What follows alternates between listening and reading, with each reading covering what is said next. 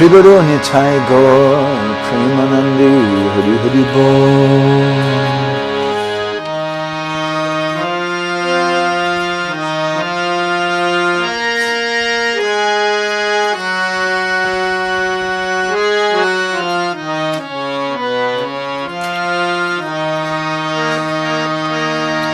Jaya Radha Madhava Jaya Kunja Bihari Jaya Radha Madhava Jaya Kunja Bihari Jaya Radha Madhava Jaya Kunja Bihari Jaya Radha Madhava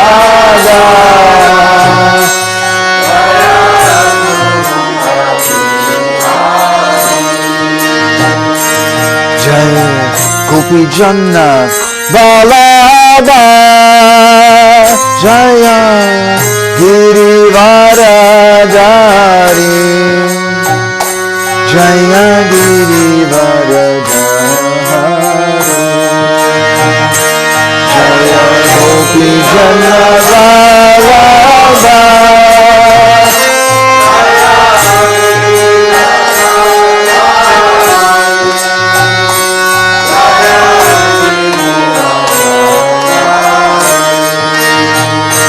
Jaya Gopi Janna Vallabha Jaya Girivaradhari Jaya Girivaradhari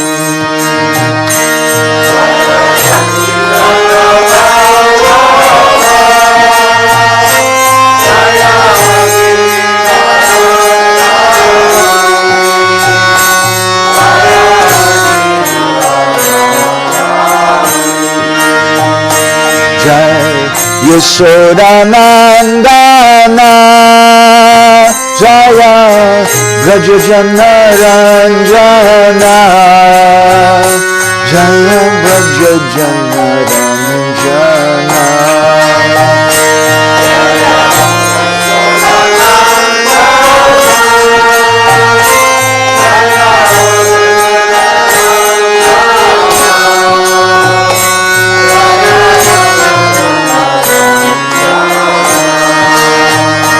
Jai Yashodanandana Jaya Brajajana Ranjana Jaya Brajajana Ranjana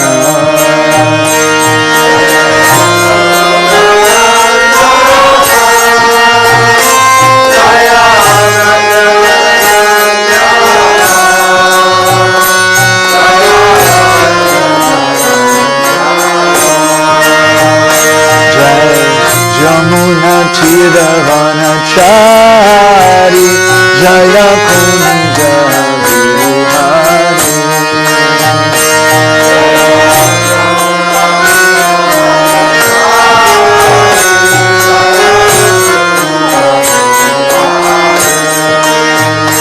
Jaya Yamuna Tiravanachari Jaya Kunja Bihari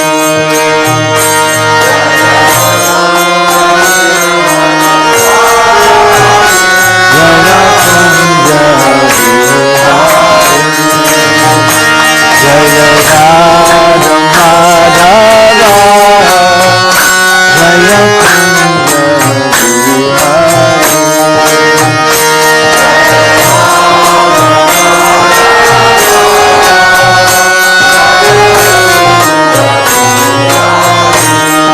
Hare Krishna Hare Krishna Krishna Krishna Hare Hare Hare Rama Hare Rama Rama Rama Hare Hare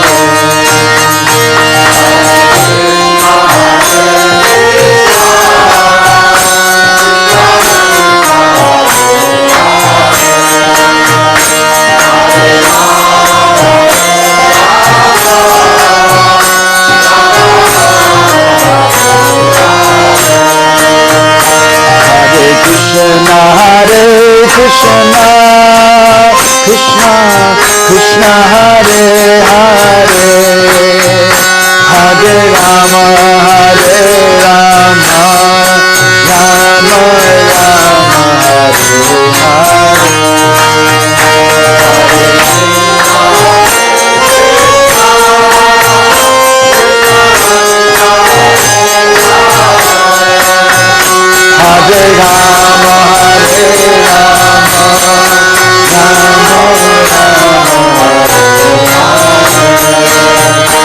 Jaya Radha Madhava, Jaya Kunja Vihari.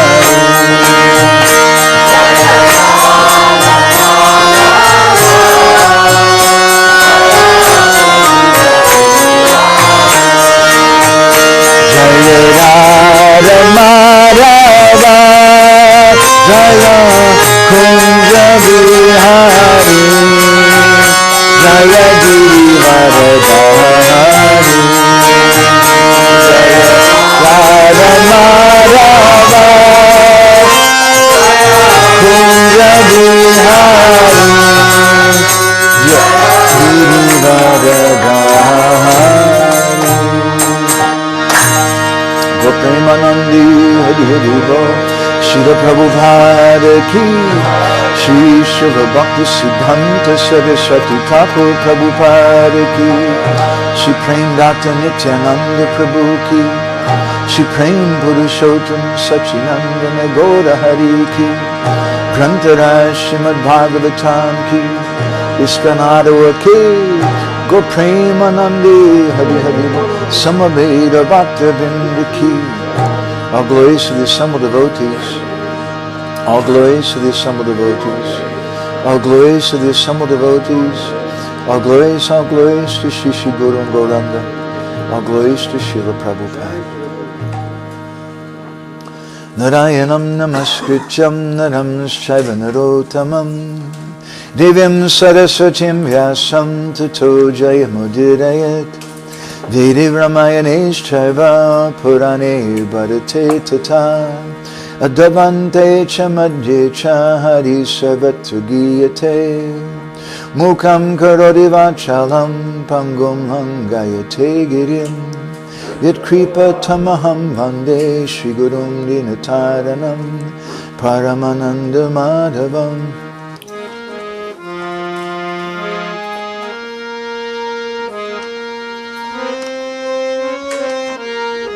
Paramananda he Madhava Padunga Luchi Makaranda Se Makaranda Panakori Anande Bolo Hari Hari Harinka Name Vandervela Parikori Bechakadola Se Chakadolanka Paraye Manamo Rahu Niranjare Manamo Niranjare Rahu Ha Krishna Boli Jiva Jao Ha Krishna Boli Jao Jiva Mote Dada Radha Dava Mote Dada Radha Dava Mote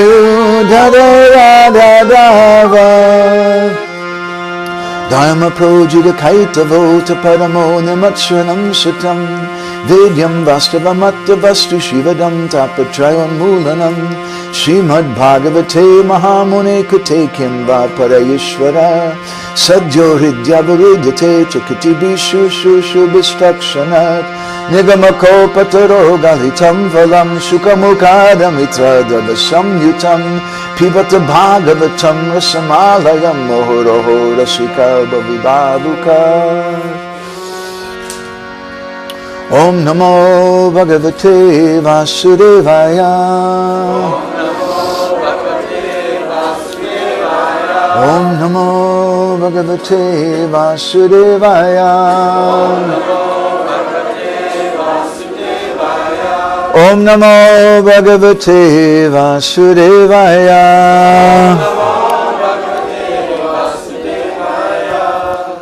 Reading from Grantara Srimad Bhagavatam, Canto 1, Chapter 18, Chapter 16, Text number 1. 1:18.1. 1:16.1. Anybody has, you don't have on your phone, so I'll just recite by myself.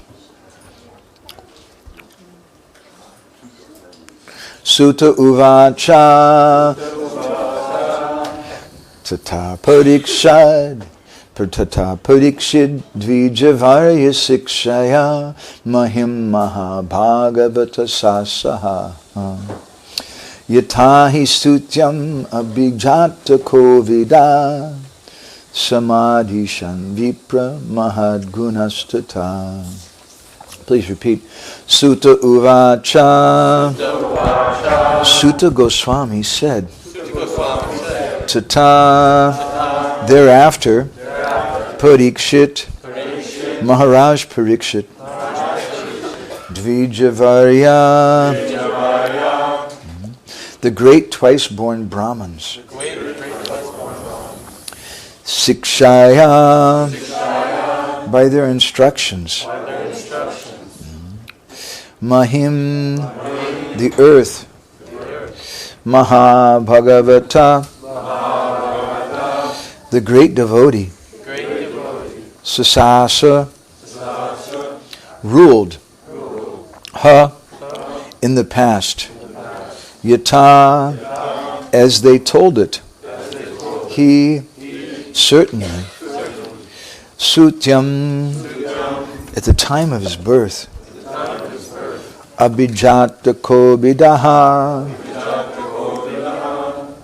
expert astrologers, at the time of birth, Samadhi Sun gave their opinions, Vipra, O Brahmanas, Mahat Guna, great qualities, Tata, true to that. Translation. Sutta Goswami said, O learned Brahmins, Maharaj Parikshit then began to rule over the world as a great devotee of the Lord under the instructions of the best of the twice-born Brahmins. He ruled by those great qualities which were foretold by expert astrologers at the time of his birth. Please repeat. Sutta Goswami said, O learned Brahmins, Maharaj Parikshit then began to rule over the world as a great devotee of the Lord under the instructions of the best of the twice-born Brahmins. He ruled by those great qualities which were foretold by expert astrologers at the time of his birth.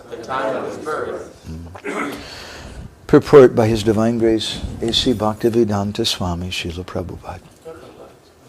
At the time of Maharaj Parikshit's birth, the expert astrologer Brahmins foretold some of his qualities.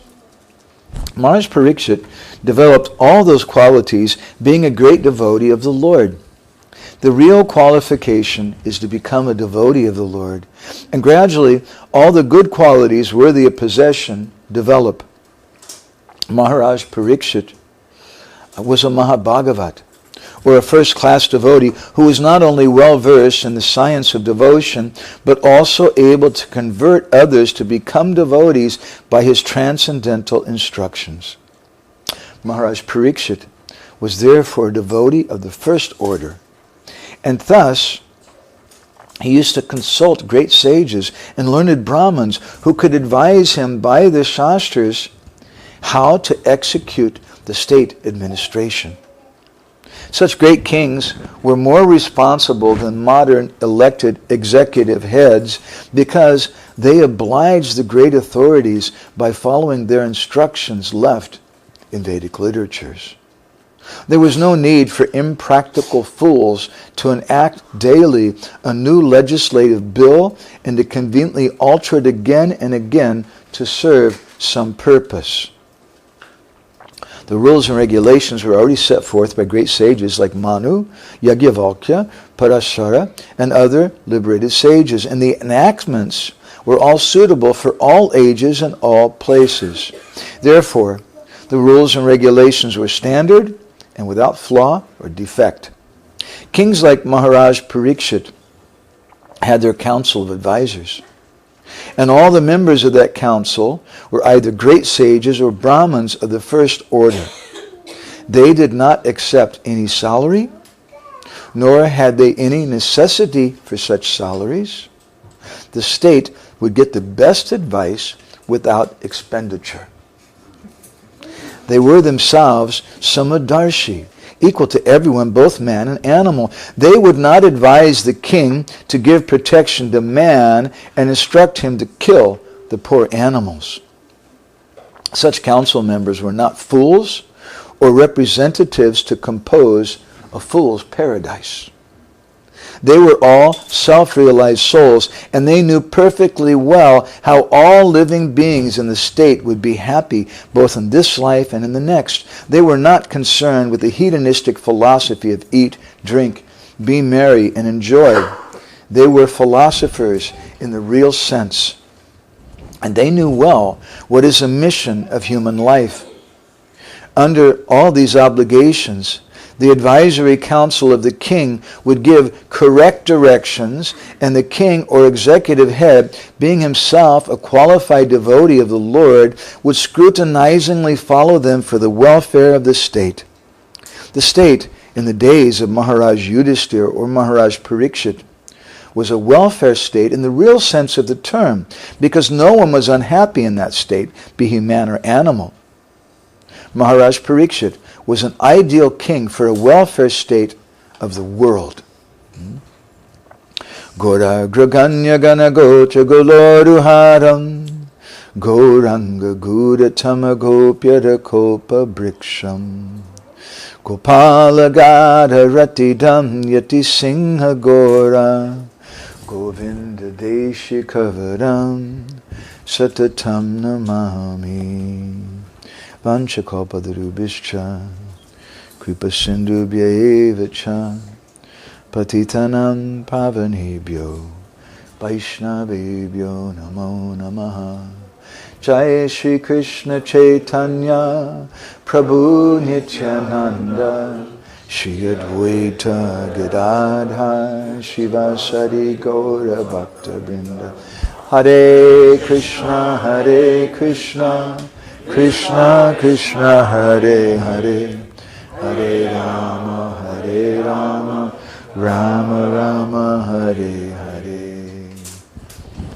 We're feeling very happy and also very humbled to be back here in a wonderful place with so many wonderful Vaishnavas and so many senior devotees. I beg blessings from the Vaishnavas that we can try to say something that would be pleasing to the devotees and to Srila Prabhupada. This verse in purport speaks about the qualities of good leadership and the particular quality that a qualified leader is someone who takes advice from qualified persons. Srila Prabhupada in the purport, he says, Maharaj Parikshit was a devotee of the first order, and a symptom of that, he says, was that he used to consult great sages and learned Brahmins who could advise him by the Shastras how to execute state administrations. So, Prabhupada goes on to say, there was no need, such great kings were more responsible than modern elected executive heads because they obliged the great authorities by following their instructions left in Vedic literatures. There was no need for impractical fools to enact daily a new legislative bill and to conveniently alter it again and again to serve some purpose. So, this is the nature of a Vada Sangha, or a Sangha which is in the mode of goodness. Discussion is such a very, very important part of Vedic culture. Sometimes we think, oh, our society is very disturbed because we have so many controversies. But if we consider that, it's really kind of a silly thought, because there's always controversy. There was controversy at the time of Krishna.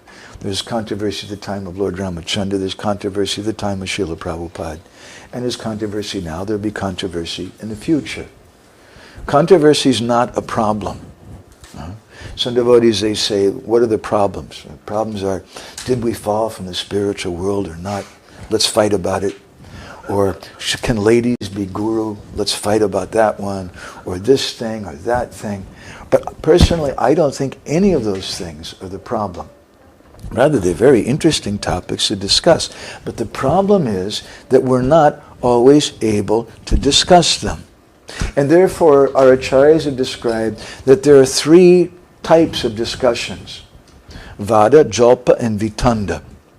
A Vada discussion is in a mode of goodness. A Jalpa discussion is in a mode of passion. And a Vitanda discussion is in a mode of ignorance. A Vada discussion, Srila Madhvacharya describes, is generally between guru and disciple. And the purpose of a Vada discussion is to know the truth. Very few Vada discussions in the world today. Because how many people want to know the truth? In a Vada discussion, one or both participants, they don't mind if they're defeated or if they're proven wrong, because they just want to know the truth. Oh, thank you for correcting me. That's very good. That's a Vada discussion. A Vada discussion is healthy for society. A Vada discussion is a symptom of a progressive and elevated society. A Jalpa discussion in a mode of passion is characterized by one or both participants just want to be heard. And they want to talk about so many things, about themselves. And me, and I. And in such a passionate mood, generally the listeners also get imbued with that passion. And they also would like to say something about themselves. He just spoke all about himself, now it's my turn. But they're disappointed often because the other person really doesn't care about you. They just want to speak about themselves. A Jalpa discussion is dysfunctional. It's heartless. And it's not progressive. A Vitanda discussion in a mode of ignorance usually takes place in argument or debate, and it's characterized that one or both participants just want to win. And they don't give a damn what is the truth. They'll say anything. In modern age, we especially call them politicians. Right? They'll just say anything. Or business persons. And sometimes they have some modicum, some behavior which looks like saintly persons. But Bhaktivinoda Thakur, he compares them to the ethics and morality of the scorpion. Once there was a scorpion who was sitting by the bank of a river, and the scorpion wanted to cross the river. But it's a big river and he's a little scorpion. And after some time, a camel came there. And the scorpion said, "Excuse me, sir, could you please carry me across the river on your back?" And the camel said, No. You think I'm stupid? If I take you on my back, you're going to sting me. And the scorpion said, "Sir, I'm shocked at your words. You should know I'm a moral, ethical scorpion. I would never do such a thing like that." The camel wasn't really so bright.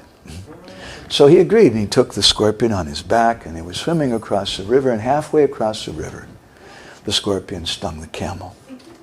And the camel said, "Why did you do that? Now we're both going to die."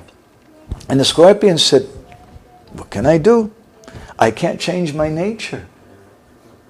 So Bhaktivinoda says, in a similar way, there's so many business persons, there's so many politicians who put on a thin veneer, a show of some ethics and morality to attract followers, to get your business and this and that. But as soon as no one is looking, then immediately they show their real form, like the scorpion. So it's very important that as a society we teach what is a Vada discussion and that we embody that. Srila Prabhupada says here, he speaks about how Maharaj Parikshit, he said kings like Maharaj Parikshit had their council of advisors, and all the members of that council were either great sages or Brahmins of the first order. They were wise persons. There's a story in this regard of Astavakra Muni. Astavakra Muni, the word Astavakra means someone who's bent in 8 places. And he looked a little strange. And Astavakra Muni, he'd heard about the assembly of Janak Maharaj, who was a Rajarsi, a Raja Rishi, a great king, and his qualification was that he would take advice from great advisors. And Astavakra Muni had heard that it was such a wonderful assembly, the assembly of the wisest persons in the world. So Astavakra Muni decided, I must go there and see this assembly. And so he walked into that assembly, and he's kind of walking in a strange way. He's crooked in 8 places. And when the ministers saw him, they all started laughing. And then Astavakra Muni, he also started laughing, louder than all the other ministers. And Janak Maharaj was there. He stopped the ministers, and he said, and he asked Astavakra Muni, why are you laughing? And then Astavakra Muni asked them, why are you laughing? And they said, well, to tell you the truth, because you look funny. So why are you laughing? And Astavakra Muni said, I'm laughing because it's very ironic that I heard that this was a wise assembly of seers and sages, but I can see that the people in this assembly are no more elevated than an average shoemaker, an average cobbler. And they all became quiet. So there's no lack of people in this world who want to give us advice, isn't it? Every other person wants to have that position to give advice. But a really wise person doesn't give advice himself. Rather, he's like a pipe. And a pipe, the qualification of a pipe is it doesn't think that I'm the source of the water. And the pipe doesn't have any blockage in it. The pipe just does the function of supplying the water which comes from the reservoir. Pipe doesn't think the water belongs to me or that I'm the source of the water. And so similarly, this is a qualification of learned Brahmins and Vaishnavas, that they don't speak their own speculation, they quote Shastra. They quote the words of previous acharyas, and they don't think that it belongs to themselves. And they understand their qualification furthermore is they're detached. They understand they have their opinions. Right? We all have opinions about things, of course. We're human beings. If you don't have an opinion, it means you're some dead, inert thing. We all have opinions and feelings, even about controversial subjects. But a wise person understands that they're detached. My opinion is relative for myself. And I may have some Shastric understanding also, but if I'm not a self-realized soul, I can say so much, but I can't give everything. And Prabhupada goes on to describe about the qualification of such Brahmins. He says, they did not accept any salary, nor had they any necessity for such salaries. The state would get the best advice without expenditure. So in this regard, Prabhupada used to tell the story about Chanakya Pandit and how he was giving advice to the king. And one day the king, being very appreciative of Chanakya's help, proposed that he would make a house for him. And at that point, Chanakya said, it's time for me to go now, because I'm not a prostitute. I don't depend on you for my maintenance. I depend on Krishna for the maintenance. Srila Prabhupada spoke like this sometimes. There's one lecture we were reading recently that Prabhupada gave in Hong Kong. It was actually a conversation with some wealthy Indian people. And Prabhupada told them very interesting things. He said, we don't want your money. We don't care if you become a member. He said, we just want to see people happy. That's our purpose. And he said, we're not doing business. We don't need your money. It's not that we're giving this Krishna consciousness for some money. We depend on Krishna. And Krishna takes care. The Vaishnavas, they have faith that Krishna will take care of them. And they don't become beholden to anyone else for their maintenance. And such persons can give very good advice. This is the system in our Vedic culture. This is the nature of a Vada Sangha, or Vada community, that they're willing to put aside their own passion and listen to wise persons. And to teach us this, when Krishna comes, he takes advice from Yudhishthira. Yudhishthira, I'm not really sure what to do. Should I go and kill Shishupal right now? Or should we go to the Rajasuya Yagya? Excuse me, he was asking Uddhava advice like this. Which should I do? And he acted like a confused person. He's the Supreme Personality of Godhead. He knows everything. But to teach us, he's asking instructions like this. In a similar way, Lord Ramachandra, he's asking advice from Vashishta Muni. He's a Supreme Personality of Godhead, but he's asking advice. In a similar way, Sri Chaitanya Mahaprabhu, when he comes, when he arrives in Jagannath Puri, to teach us that Jagannath Puri means to enter in the mood of Srimati Radharani. Because it's there in Jagannath Puri, Krishnadas Kaviraj Goswami says that Krishna, in the form of Sri Chaitanya Mahaprabhu, is tasting the root of Radha and is fulfilling his three desires. But to teach us how to enter that place, he first hears from Sarvabhauma Bhattacharya. And so even though Sarvabhauma wasn't externally a Vaishnav, and he's speaking so much nonsense, but Sri Chaitanya Mahaprabhu sat and very patiently listened to him. Although he's in a superior ashram, he's a sannyasi, but Sarvabhauma Bhattacharya is an old man, and he's very learned.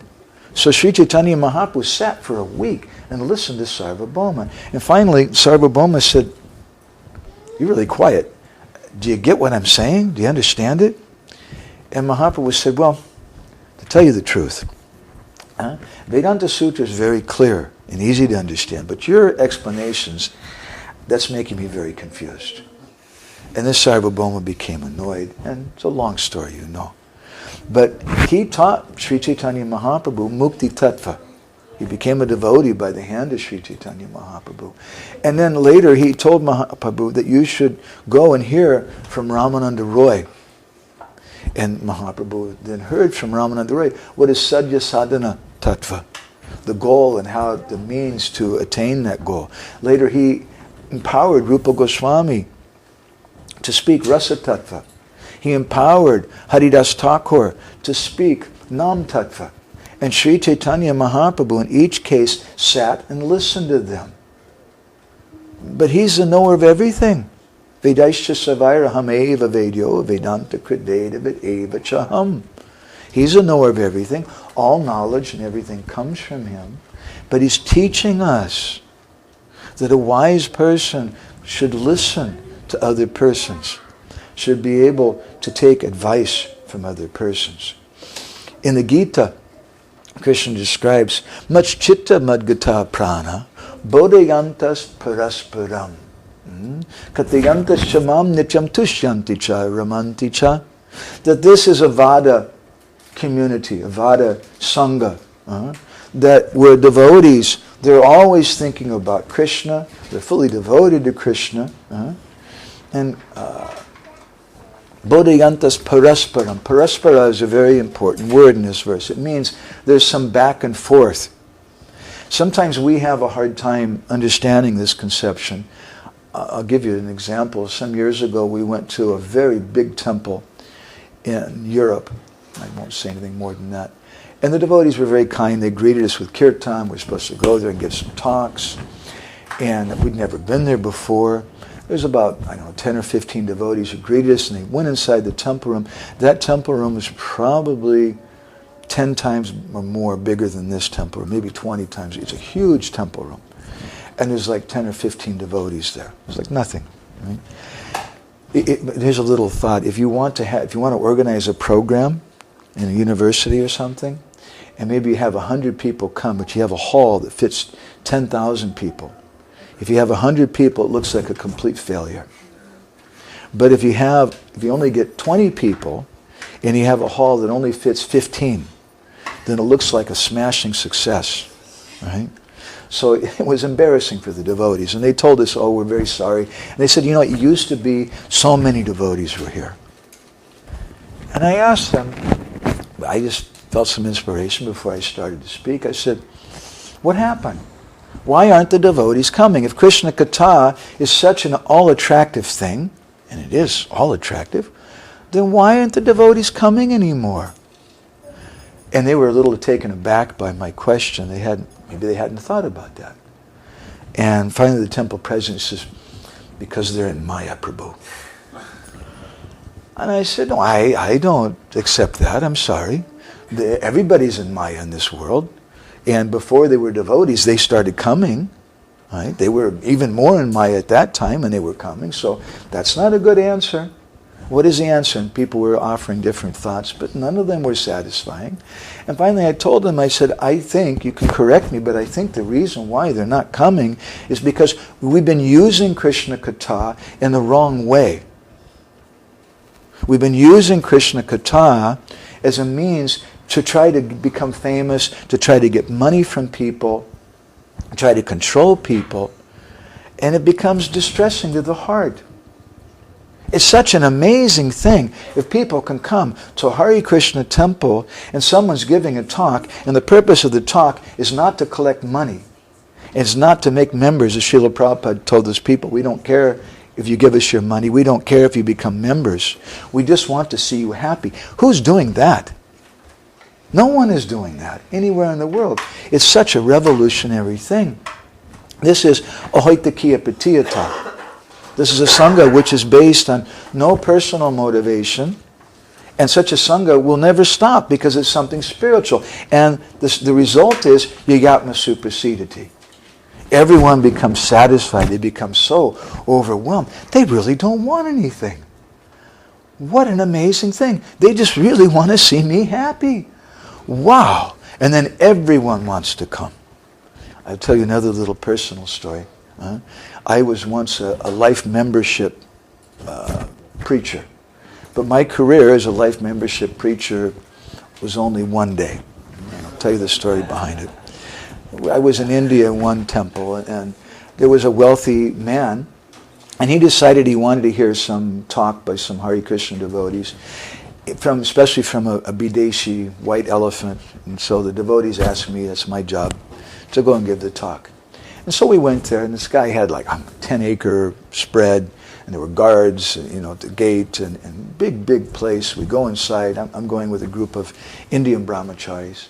And we go inside and sit down, and he comes with his family and his wife and his daughter and son. And I looked at him, and I felt sorry for him. He just looked like he had so much anxiety.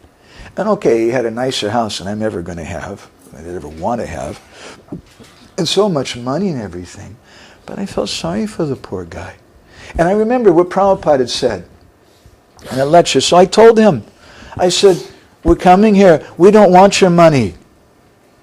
We don't care if you become a member. We just want to see you happy. And when I said that, he was really astonished. I could see that. Because nobody talks to him like that. Everybody wants his money. Of course. That's the only reason why they want to be friends with me. It's very, very hard for someone like Bill Gates to make friends. Because he has so much money. Everyone wants to be his friend, right? Hey, Bill, remember me? We were in second grade class together for 1 month, huh? And good friends. And can you lend me some money, Bill?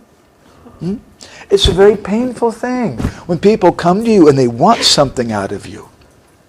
And so I told him like this, we don't want your money. We don't care if you become a member. We just want to see you happy. And we began to speak some Krishna Katha. And he looked so very happy. And afterwards, we got back in the car with the brahmacharis. and they began speaking in the local language. They thought I couldn't understand what they were saying, but I could. And they were very upset, the brahmacharis, with me.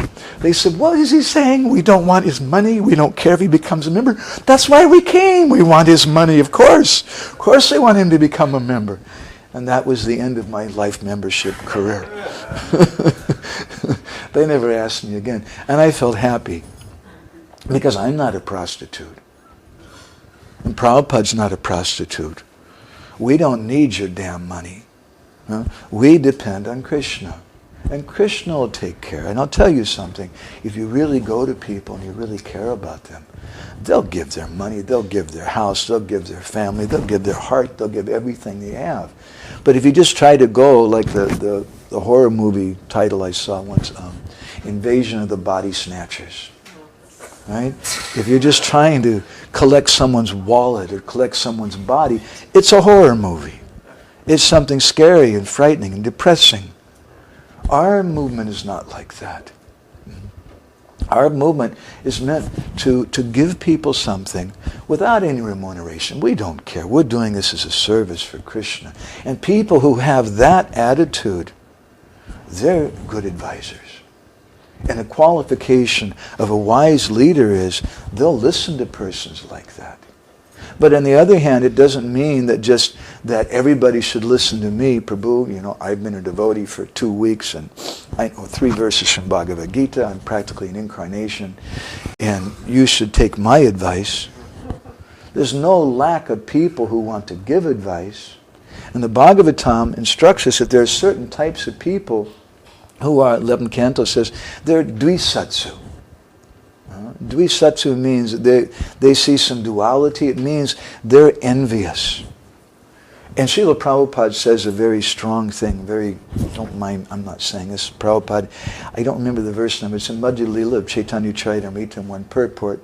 I'm sure some of you remember this. He said there are many envious persons in the Krishna conscious movement, and we should neglect them. Someone who's envious, we practice upeksha. Right? Sri Chaitanya Mahaprabhu took advice from so many different types of persons, but when Ramachandra Puri came, and Ramachandra Puri started telling Mahaprabhu, you're eating too much, then Mahaprabhu said, oh, you're a disciple of my Guru's Guru. I should give respect to you. And so he cut his eating in half. And sometimes he would accept what Ramachandra Puri was saying. But Ramachandra Puri was just a mad person. And was just going on and on and on and trying to criticize everyone. Sometimes Mahaprabhu would accept what he had to say, and other times he would just act like he didn't hear anything that he said. He practiced upeksha, or neglect. And he didn't neglect exactly Ramachandra Puri. This is what we can learn from his pastime. He gave respect to Ramachandra Puri. The devotees became very, very disturbed. It came, Mahaprabhu, this person is such a badmas, such a rascal. How is it he's giving instructions to you? And we're very, very... And Mahaprabhu chastised them. That you don't speak ill of him. He's a godbrother of my spiritual master. This is our proper etiquette. Because it's not easy to live in a society. We want to give respect to senior persons, but sometimes, very frankly, senior persons don't behave in such a way as to deserve respect. So then what do? We learn from Sri Chaitanya Mahaprabhu. We respect their seniority with all our heart. But what they say, if it's not appropriate, if it's not according to Shastra, then I practice upeksha, if it's full of some envy. If they just want to come and try to give me some instruction or something because they're like Indra. I'm a very big, important person, and that's what I do. Indra gives instructions to everyone. And they demand respect. Srila Prabhupada said, the symptom of a sadhu is they don't demand respect, they command respect by a person's behavior. And up until that point, they're just quiet. Sri Chaitanya Mahaprabhu just sat and listened to Sarvabhauma Bhattacharya spewing forth all kinds of rubbish, speaking Mayavad philosophy, and he was quiet. He sat and listened to the Mayavadis headed by Prakashananda Saraswati in Benares. He sat down where they wash their shoes, wash people's feet when they keep their shoes, in such a humble way. And he didn't speak anything until he was requested by Sarvabhauma and by Prakashananda. Why are you doing like this? Why are you so quiet? Do you have any thoughts? I have a few thoughts. And then when he spoke like a bullet. He didn't compromise because they wanted to hear him. Otherwise, ashradadani vimuke prashinvatiyas chopadesa siva nama paradha. It's a nama parad. It's an offense to the holy name, the 9th offense to the holy name, to give instructions to someone who has 3 disqualifications. They're ashradadana. They don't have faith in you. If you don't have faith in someone, how can you say something? This is why in Vedic culture we give a garland to the speaker. Not because the speaker is so necessarily important. When I first arrived, shifted to Bhubaneswar in Orissa in 1993, I saw the devotees were going and they were giving so many garlands every day during class to my Guru Maharaj. Sometimes like 20 or 30 garlands, so many would cover his head and you have to take them off. And every time someone would offer a garland, the person who was offering it would offer obeisances, and then all the devotees would offer obeisances. And I thought, these guys are kooks, they're fanatics. But fortunately for myself, one time I took the time to ask someone, why are you doing that? Before we judge someone, it's a good idea to ask why they do something. And I learned a good lesson. They said, we all offer obeisances because we're all offering that garland. It's not just that one person, but everyone is doing it. And why is that garland being offered? Why is that seat being offered? It's not to the person, but it's to the principle. It's to the principle of Krishna Katha. It's to the principle of pure Krishna Katha. That someone is speaking not for themselves, but they're quoting Shastra. And then, I can relax a little bit. It's not a commercial on television where they're trying to sell me something. It's not something in the church. I remember when I was a teenager, I was 16 years old, and I was being tortured alive. My father every Sunday would force me to go to church, and I hated it. And the particular church that we would go to, it was one of these charismatic kind of things, and my father didn't have a lot of money. He was a poor person. And the minister, I remember one day he said, we need to have, $5 million to build and make this new building, and God has spoken to me that in the next 15 minutes, so many of you are going to stand up and you're going to pledge $10,000 each so we can donate, that we can build this thing. And you should have faith. Maybe you don't think you have the money, but God will provide. I'm thinking, yeah, okay, we've all heard. And I was shocked when my dad suddenly stood up. And he made a pledge like this. Okay. I didn't say anything. And a few weeks went by and God didn't provide any money for him. He wasn't able to make his pledge. And after, a few weeks or a month or so, there were some big guys who came from the church to our house. Excuse me, sir, you promised this money. My father stopped going to that church at that point. So it's not like a sermon in the church where we're wanting to get something from people. If we do that, we're disrespecting Krishna Katha. We're disrespecting this movement. And people won't have faith in us. And if they can't hear from us, then how can we speak to them? If they're ashraddha, they don't have faith. They're vimukh. Their face is turned another way. They're just not interested in what you have to say. Ashinvati. They don't want to hear for some other reason, whatever it may be, whatever it is that you have to say. If you try to speak to such a person, then you'll just do some offense. We were just reading Shamasundar Prabhu's new book about Srila Prabhupada, wonderful book. And Prabhupada was speaking to devotees after some sadhu samaj program. And they was in Mumbai, and many different sadhus came there.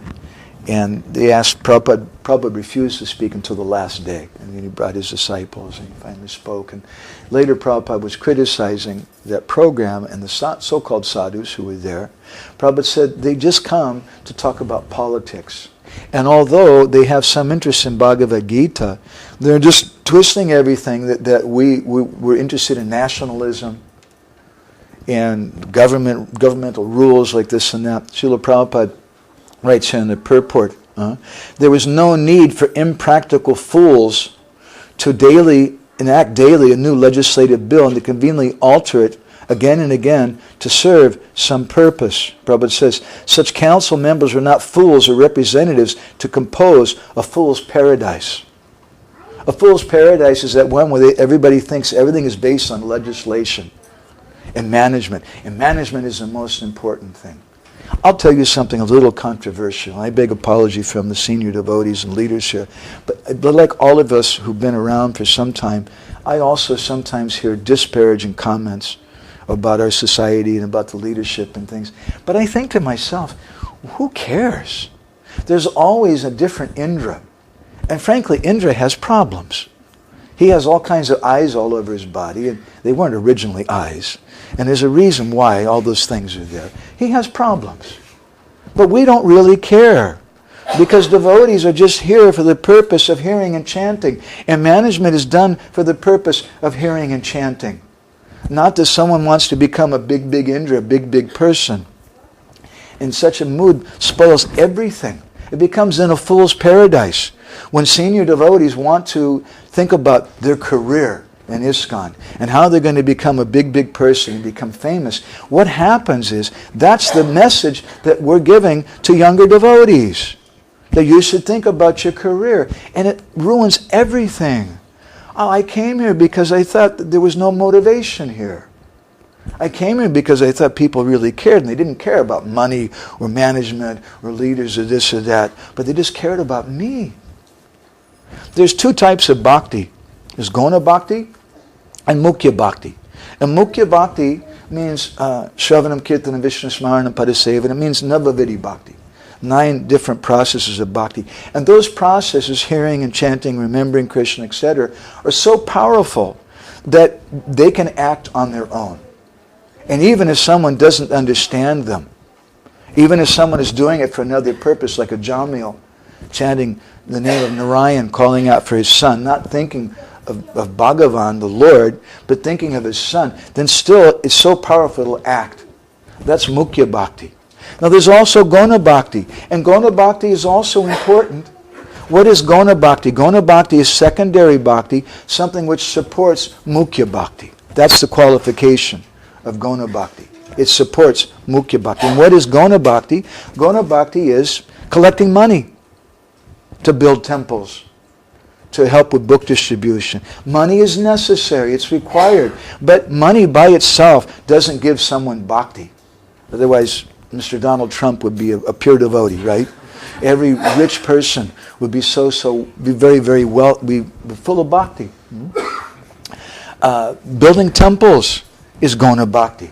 But if someone is just in the construction business, it doesn't mean they're a pure devotee because they're in the construction business.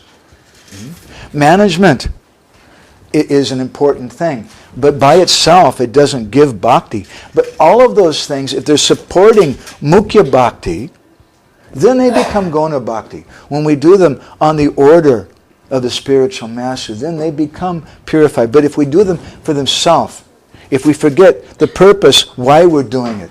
My Guru Maharaj used to sometimes say that when you came here, you were very good. But now after so many years, you've forgotten why you came.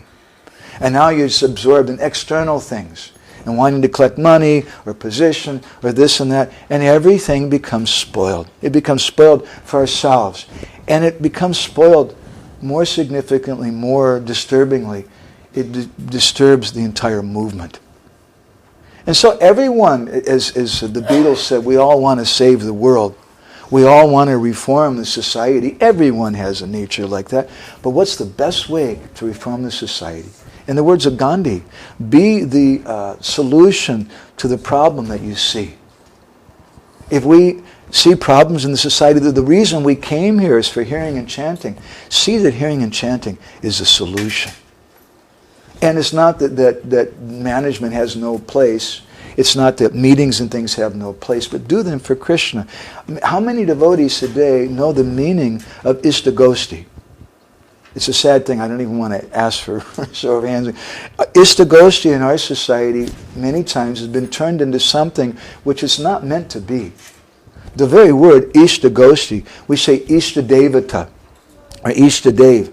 It means that Deva that I love, that I have love for. So an Ishtagosti is a gosti or a sangha full of love. And it's based, Hari Lila Satochara Pareshi Satatam Tvayakarya Pritistavahari Yata Bhaktananashiti. It's based on Krishna Katha. It's based on Krishna Katha, which has no motivation. And the devotees just come together and they can reveal their mind. It's not, Ishtagosti is not something which is meant for management. We also have management meetings, and if that's done for the purpose of hearing and chanting to support that, that's Gona Bhakti, and it's important. It's very important for society. But it's not that meetings by themselves give bhakti, and we should understand this. So this word paraspara is very, very important. In the Bhagavad Gita in 10.9, Krishna uses this word, that this is a Vada Sangha, Vada community, which is based on back and forth. It's not like a commercial on television or a lecture in the university or a politician giving a speech or a sermon in the church which is done for money or for fame or to get followers or something. But there's no motivation in it. And therefore, Krishna describes this also in Bhagavatam 11.330, and we spoke about this last year when we were here. We gave a seminar on these verses. Parasparanu katanam pavanam bhagavadyasa mito rata mitastushtrinavita mita atmana. That we should learn how to associate with devotees by coming together in hearing and chanting. But that should be some paraspara. And this is the qualification of Prithu Maharaj. He's willing to listen. He doesn't think that he's God's gift to the world and that now that he's the king, everybody has to listen to him. But his qualification is he's willing to listen to other persons. And there's some paraspara. And the qualification of his advisors is that they don't have any motivation, that they're not prostitutes who just want to get some money out of something. They're just honest persons. They depend on Krishna and they're happy to repeat what Krishna says. And then Krishna takes care. Krishna takes care. So we'll stop there. Let's see. It's about time. Do we have a couple minutes maybe just for a little paraspara? If devotees have any reflections or thoughts. Prabhuji, you want to say? 5 minutes, okay. Prabhuji?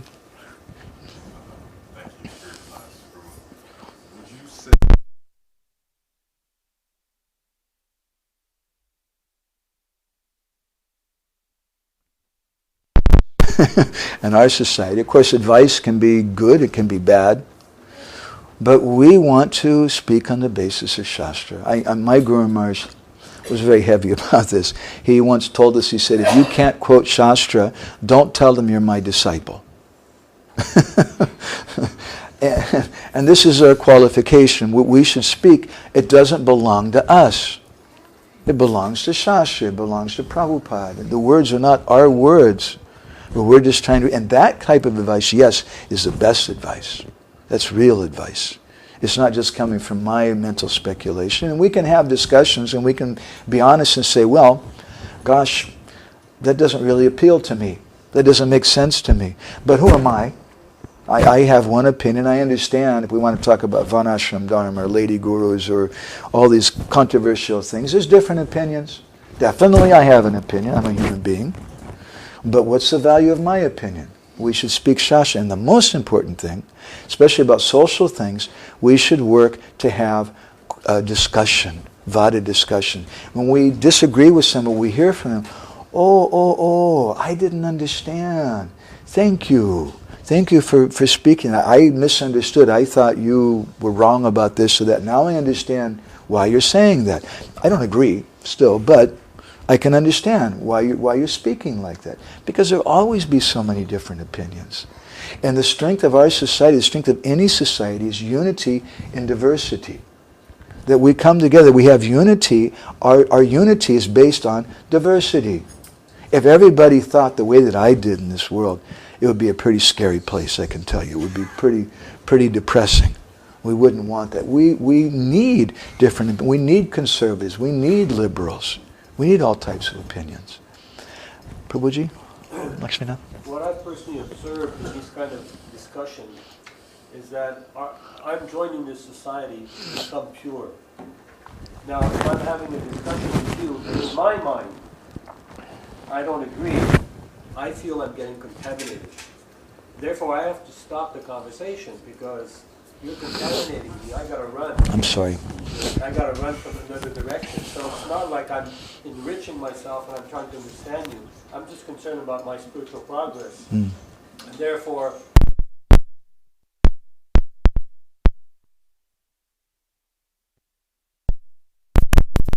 already have a preconceived idea of what purity is supposed to be. And it doesn't fit my, box, then there's no reason to talk. If you're a Ritvik, or you're a Gaudiya Math, or you're this, or whatever the issue is, I can't talk to you. I can maybe respect you, but I gotta run away. Yeah. So when we speak about discussion, it doesn't mean mob rule, that we hear the opinions of everybody. And I remember, with respect, we went to a Prabhupada Vyas Puja program once in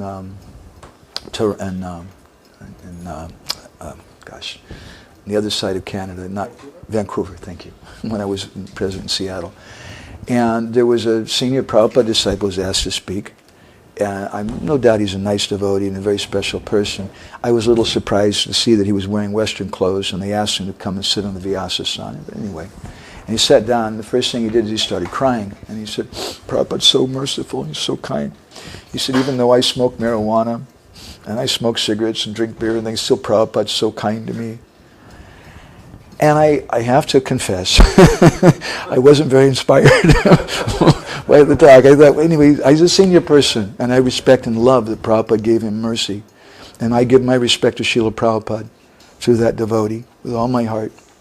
But I don't want to hear that, because I feel there's some envy there. The envy is there in the sense that this person wants to try to enjoy separate from Krishna. And if there's some envy, then I have to practice upeksha, or neglect. And I don't want to hear from that. And so in a society also, we all want to have our voice heard. But if people feel that I'm full of envy, then they're not going to want to hear our advice. And a wise person, a wise leader, will listen to people that he feels don't have envy. Right, so thank you. It's a really important point. Okay, shall we stop? Okay. So thank you all very much for letting us enter into your Sangha a little bit. Grantaraj Srimad Bhagavatam ki, Srila Prabhupada ki, Gaur Premanandi, Vancha Kalpatarubhyascha Kripa Sindhu.